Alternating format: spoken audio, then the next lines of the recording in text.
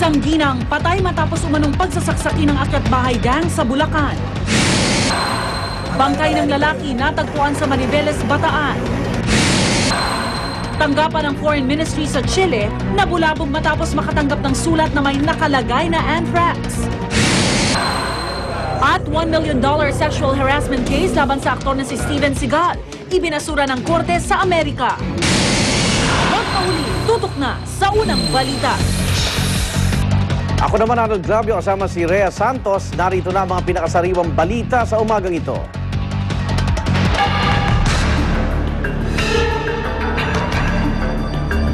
Bangkay na lalaki lumutang sa dagat sa Maribeles, Bataan kanina, hindi pa rin po kilala.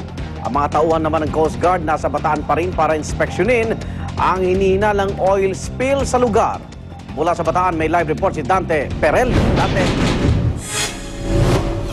Yes, Igan, pasado alas 6 ngayong umaga nang magkagulo ang mga tao dito sa Barangay Poblasyon, Maribeles, Bataan matapos lumutang ang bangkay ng isang lalaki.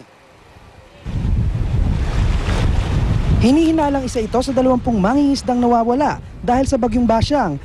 Lumutang ito sa tabi ng isang barko at nang inanod sa malapit sa Pangpang ay inilagay sa isang lona at binuhat na ng mga residente.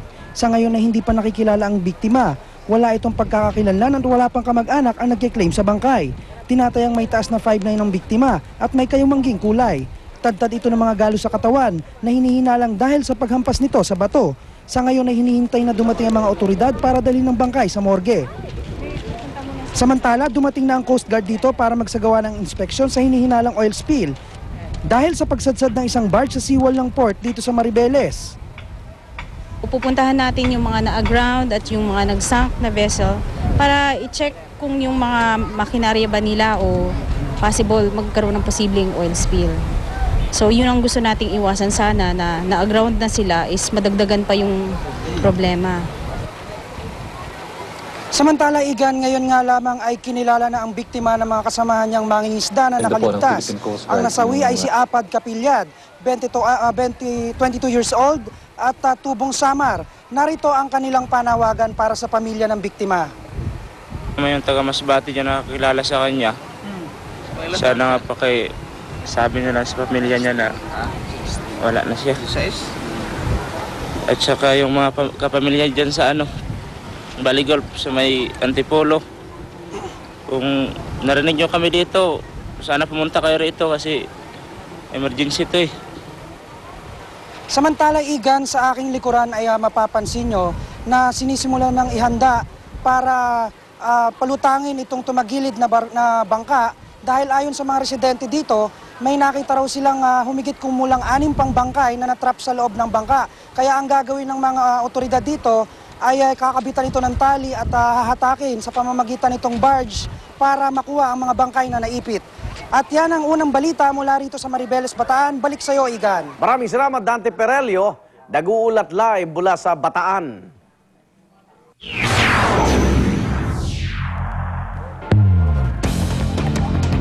Isang trailer truck tumagilid sa Zigzag Road sa Maribeles, Bataan at isang ginang patay sa pananaksak sa Balagtas, Bulacan. Darito ang Ratsyada Probinsya at ni Tricia Zapra.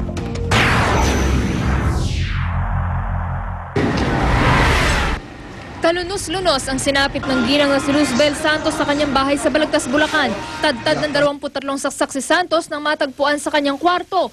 Hinala ng mga otoridad pag nanakaw ang pakay ng mga nanloob sa bahay ni na Santos. Pero posibleng nanlaban daw ang biktima nang makita ang mga magnanakaw. Maaaring nataranta raw ang mga nanloob matapos ang pananaksak, kaya't wala silang nakuhang gamit sa bahay ng biktima. Hustisya naman ang panawagan ng mga naulila ni Santos.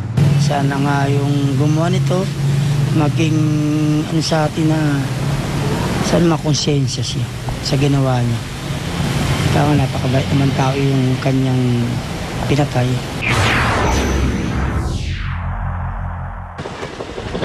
Isang trailer truck naman ang tumagilid sa isang matarik na zigzag road sa Maribeles, Bataan. Sakay ng truck ang mga gamit na dadalhin sana sa isang kumpanya sa Bataan Economic Zone. Palusok ako daan-daan. May mga private vehicle, mabilis umahon. Galangan ako tapos gumilid ako ng konti sa kanan. Loaded kasi ito kahapon eh. Medyo mabigat. Wala namang nasaktan sa insidente. Para sa unang balita, Tricia Zapra reporting.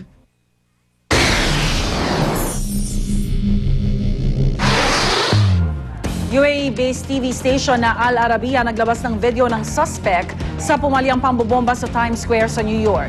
Sa nasabing broadcast, sinabi ng suspect na nagpaplano siya ng paghihiganti laban sa Amerika. Umaasa siyang makukuha nito ang simpatya ng mga Muslim. Nitong nakaraang buwan, naghain po ng guilty plea ang suspect na si Faisal Shahzad sa tangkang pambobomba noong May 1. Foreign Ministry sa Chile nakatanggap ng liham na may nakasulat na anthrax. Nagdulot po ito ng panic sa mga empleyado at mga otoridad.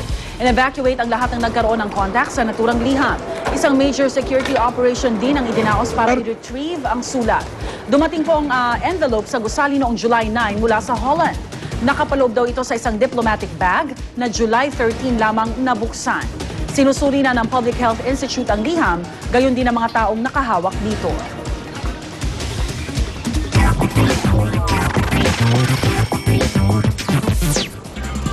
$1 million sexual harassment case laban sa aktor na si Steven Seagal, ibinasura ng Los Angeles Court.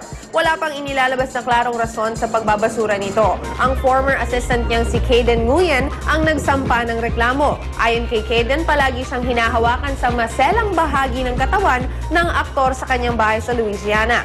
Mariin naman itong tinanggi ng aktor.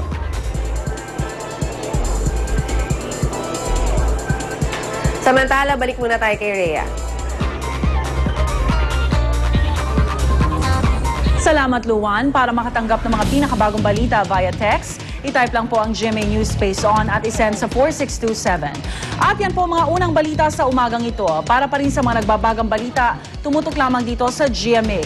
Mula sa Tahanan ng Katotohanan kasama si Pia Arcangel, ako po si Rhea Santos. Kung may balita, i-report sa GMA News, i-text ang scoop, space, message, space, ang inyong pangalan at address, ipadala sa 4627. Sa ngalan po ng bumubuo ng GMA News and Public Affairs, ang impida ng serbisyong totoo. Mga igan, ako naman Arnold Clavio, ito ang unang balita.